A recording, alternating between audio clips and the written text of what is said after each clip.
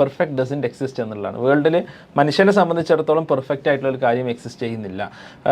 നിങ്ങൾ ഏത് എക്സാം എടുത്ത് നോക്കൂ അല്ലേ, 720 720 നീറ്റിൽ വാങ്ങുന്ന ആൾക്കാരുടെ എണ്ണം വളരെ കുറവായിരിക്കും. ജെയ്ക്ക് 300 വാങ്ങുന്ന ആളുകൾ മേ ബി ഹിസ്റ്ററിയിൽ തന്നെ 1 2 3 ഉണ്ടാവുള്ളൂ. അപ്പോൾ പെർഫെക്റ്റ് എന്നുള്ളത് എക്സിസ്റ്റ് ചെയ്യുന്നില്ല എന്നുള്ളത് മനസ്സിലാക്കണം. ഓക്കെ, ഇത് മനസ്സിലാക്കിയിട്ട് വേണം നമ്മൾ നമ്മുടെ ഒരു പരീക്ഷ, എസ്പെഷ്യലി ഒരു മേ ബി ഒരു എൻട്രൻസ് ആസ്പിറൻ്റ് ആയ സ്റ്റുഡൻറ്റിനെ അല്ലെങ്കിൽ സ്കൂൾ സ്റ്റുഡൻറ്റിനെ ഇത് ബാധിക്കുക പരീക്ഷകളിലാണ്. പരീക്ഷകളിൽ എഴുതാൻ മടി, പരീക്ഷകൾ എഴുതാൻ പേടി, കാരണം മാർക്ക് കുറഞ്ഞാലോ. അപ്പോൾ നമ്മൾ ഫോർ എക്സാമ്പിൾ പരീക്ഷകൾ എങ്ങനെ കാണുന്നു എന്നുള്ളത്, പരീക്ഷകൾ നമ്മൾ പെർഫെക്റ്റ് ആയിട്ടുള്ളൊരു സ്റ്റുഡൻറ്റ് ഇമേജ് ബിൽഡ് ചെയ്യാനുള്ളൊരു അവസരമല്ല. പരീക്ഷകൾ നമ്മൾ വേർ ഡു വി സ്റ്റാൻഡ് എന്നതിനുള്ള ഒരു റിഫ്ലക്ഷനാണ് എക്സാംസ് എന്നുള്ളത്. വേർ ഡു വി സ്റ്റാൻഡ് എന്നതിൻ്റെ ഒരു റിഫ്ലക്ഷനാണ് നമ്മുടെ റിപ്പോർട്ട് കാർഡ് എന്നുള്ളത്. അപ്പോൾ നമ്മളെ സംബന്ധിച്ചിടത്തോളം എന്താ വേണ്ടത്? ഒരു ഗ്രോത്ത് മൈൻഡ് സെറ്റാണ് വേണ്ടത്. എന്താണ് ഒരു ഗ്രോത്ത് മൈൻഡ് സെറ്റ് എന്ന് പറഞ്ഞാൽ? ഗ്രോത്ത് മൈൻഡ് സെറ്റ് എന്ന് പറഞ്ഞാൽ നമ്മൾ we can always develop ourselves. അതേപോലെ തന്നെ it's all about improving abilities. നമുക്ക് ഫെയിലിയർ ഉണ്ടെന്നുണ്ടെങ്കിൽ നമുക്ക് സക്സസ്ഫുൾ ആവാൻ സാധിക്കും, നമുക്ക് പ്രശ്നങ്ങളുണ്ടെങ്കിൽ പരിഹരിക്കാൻ സാധിക്കും.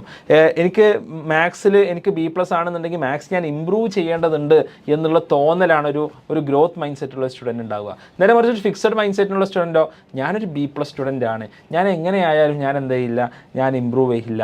മിസ്റ്റേക്സ് എന്ന് പറഞ്ഞാൽ നമ്മുടെ ഇൻകോമ്പിറ്റൻസ് ആണ്. അത് ജനറ്റിക്കായിട്ട് ഞാൻ പണ്ടേ മാത്സിൽ പൊട്ടനാണ്, മണ്ടനാണ്, എനിക്ക് പണ്ടേ ഫിസിക്സ് അറിയില്ല, ഇംഗ്ലീഷ് ഗ്രാമർ കണ്ണെടുത്താൽ കണ്ടുകൂടാ, ഈ ഒരു തോന്നൽ നിരന്തരം എന്തായിരിക്കും നമ്മളൊരു ഫിക്സഡ് മൈൻഡ് സെറ്റിലോട്ട് നയിക്കും. ഇറ്റ്സ് ഓൾ അബൌട്ട് എന്താണ്, പ്രൂവിങ് അവർ സെൽവ്സ് ആയിട്ട് മാറും. ഓക്കെ, ഇത് നമ്മളെ മെൻ്റലി നമ്മളെ ബുദ്ധിമുട്ടിലാക്കും, അതേപോലെ ഇമോഷണലി ഫിസിയോളജിക്കലി ഒക്കെ നമ്മളെ ബുദ്ധിമുട്ടിലാക്കും, നമ്മുടെ വലിയൊരു അൺഹെൽത്തി സ്പേസിലോട്ടാണ് ഇത് നയിക്കുക. ഓക്കെ, അപ്പോൾ ഈ ഒരു പെർഫെക്ഷനിസം എന്നുള്ളത് ആസ് എ സ്റ്റുഡൻറ്റ് നമ്മളെ നശിപ്പിക്കുകയുള്ളൂ എന്നുള്ളത് നമ്മൾ മനസ്സിലാക്കുക. നമ്മളെല്ലാ കാര്യത്തിനെ കുറിച്ചും ഓരോന്നിൻ്റെ നീഡ് അനുസരിച്ചാണ് പഠിക്കേണ്ടത്. ഫോർ എക്സാമ്പിൾ, ഒരാളും ജെയ്ക്ക് 300 മാർക്ക് വാങ്ങാൻ വേണ്ടി പഠിക്കേണ്ടതില്ല, കാരണം ജെയ് ഒരു ലോ സ്കോറിങ് എക്സാമാണ്.